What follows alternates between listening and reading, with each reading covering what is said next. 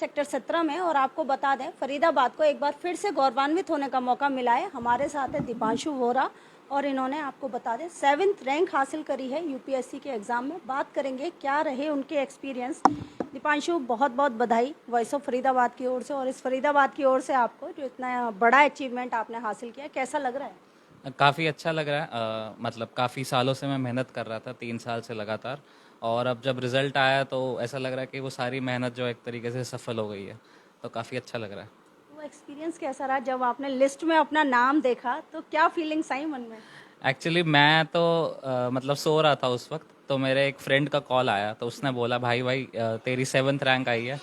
And तो मतलब मैंने फिर मैं वहाँ पे था अपने रूम में, एंड फिर मैंने अपनी मम्मी को आके बताया और दीदी को बताया, तो काफ़ी अच्छा लगा मुझे। मतलब वो पल काफ़ी स्पेशल था। स्पेशल पल था, परिवार वालों के लिए भी बड़ा खुशी का जी मौका जी रहा जी। होगा।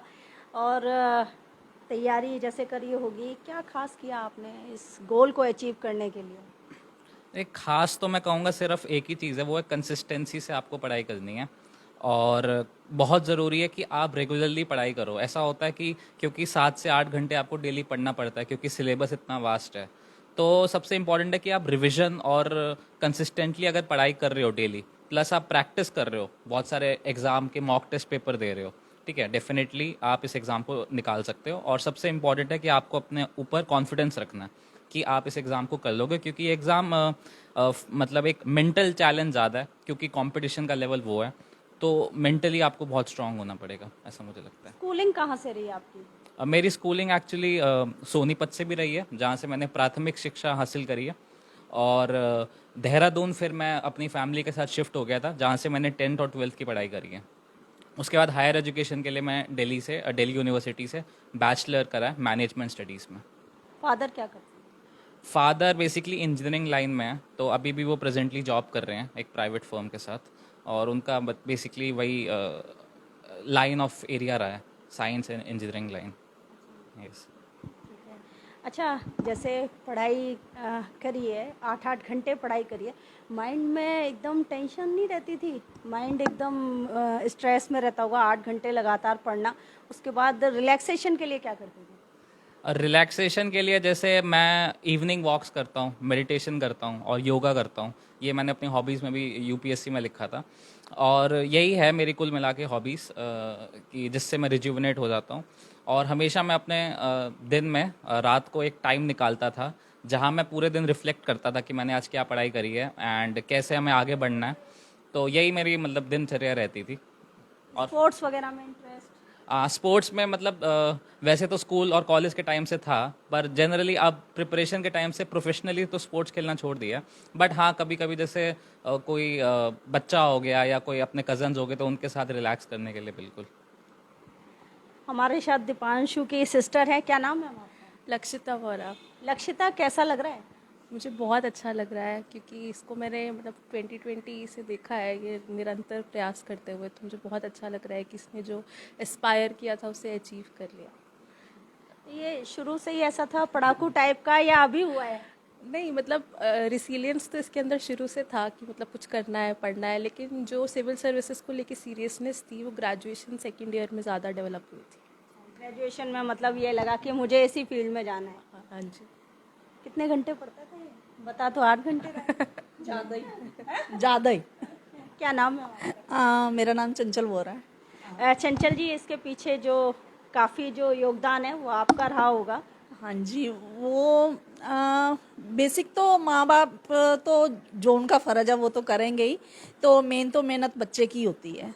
और इसने काफ़ी पढ़ाई करी है आप, और बहुत सेक्रीफाइस करा है। कहीं किसी से मिलना जुलना भी बिल्कुल, मतलब कि ऐसा नहीं कि बोल सकते कि आप बिल्कुल उनसे डिटैच हो गए हो। मतलब कि अब कहीं ना कहीं आपको कुछ अचीव करना, तो उसके लिए आपको अपनी कुछ चीज़ों को छोड़ना भी पड़ेगा। तो कहीं आना जाना भी उसने कम कर रखा था कि उसका मेन गोल यही है कि मुझे आईएएस क्लियर करना है।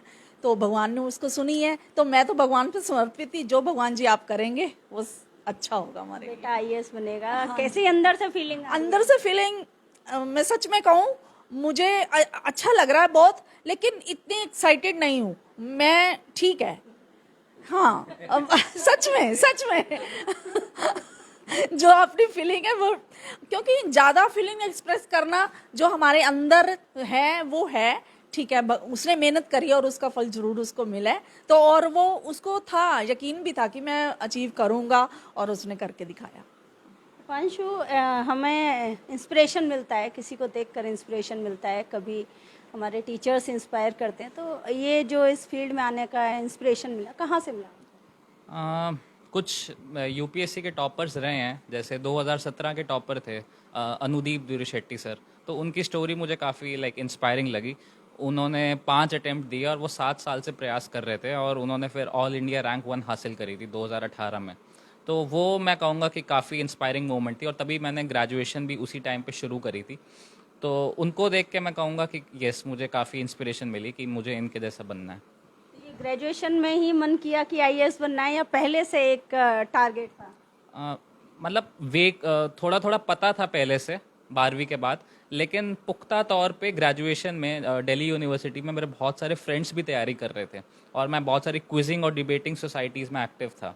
तो वहाँ पे मैंने देखा कि काफ़ी लोग प्रिपेयर कर रहे हैं, तो मैंने वहाँ से थोड़ा एग्ज़ाम के स्ट्रक्चर और उसके सिलेबस को समझा। तो मुझे ऐसा लगा कि हाँ, ये एग्ज़ाम क्लियर किया जा सकता है, और इसकी जॉब प्रोफाइल जब समझी तो मतलब मेरा मन जो है और पुख्ता हो गया। अभी काफ़ी ऐसे बच्चे होंगे जो ये वीडियो देख रहे होंगे, जो इसके लिए प्रिपरेशन कर रहे होंगे या करने वाले होंगे, उनके लिए क्या कहना चाहेंगे? मैं उनके लिए ये कहना चाहूँगा कि अक्सर उन बच्चों में हमेशा डाउट आता है कि क्या सेल्फ स्टडी से एग्ज़ाम निकाला जा सकता है।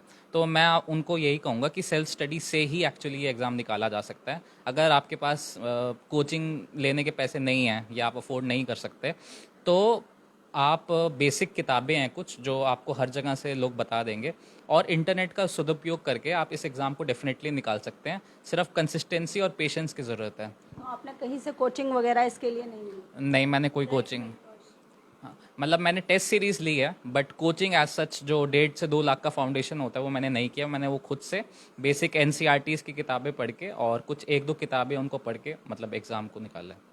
बहुत बहुत धन्यवाद। फरीदाबाद, आपने देखा इंटरनेट के सदुपयोग और दुरुपयोग। इंटरनेट के बहुत सारे ऑनलाइन फ्रॉड्स आपने देखे होंगे, बहुत केसेस देखे होंगे, लोग फंस गए, लोगों के साथ फ्रॉड हुआ, क्राइम हुआ, लेकिन ये एक ऐसा केस है, और इसको देखकर आपको समझ में आएगा कि जो चीज़ जितनी खतरनाक है, जिसके जितने दुष्प्रभाव हैं, उतने ही वो फ़ायदेमंद भी साबित हो सकती है अगर आप उसका इस्तेमाल सही तरीके से करें। पीछे भी एक बच्चे ने नीट का एग्ज़ाम क्लियर किया था, और उसने सिर्फ और सिर्फ यूट्यूब से स्टडीज़ करी थी। दीपांशु वोरा हैं, इन्होंने भी कोई ऑफलाइन स्टडीज़ नहीं करी है, ऑनलाइन ही इन्होंने सपोर्ट लिया है जितना भी लिया है, और ये जो आईएएस का एग्ज़ाम है इसको क्रैक किया है। और जो बच्चे फाइनेंशियली वीक हैं, इनका कहना है जो बच्चे फाइनेंशियली वीक हैं और जो बड़े बड़े कोचिंग सेंटर्स में जाके तैयारी नहीं कर सकते हैं, वो भी ऑनलाइन जाके इनकी तरह हेल्प ले सकते हैं, ऑनलाइन पढ़ सकते हैं, और आईएएस जैसे एग्ज़ाम को भी क्लियर कर सकते हैं। जोड़ेंगे फरीदाबाद आपको ऐसी अनमहत्वपूर्ण खबरों के साथ। बहुत बहुत धन्यवाद।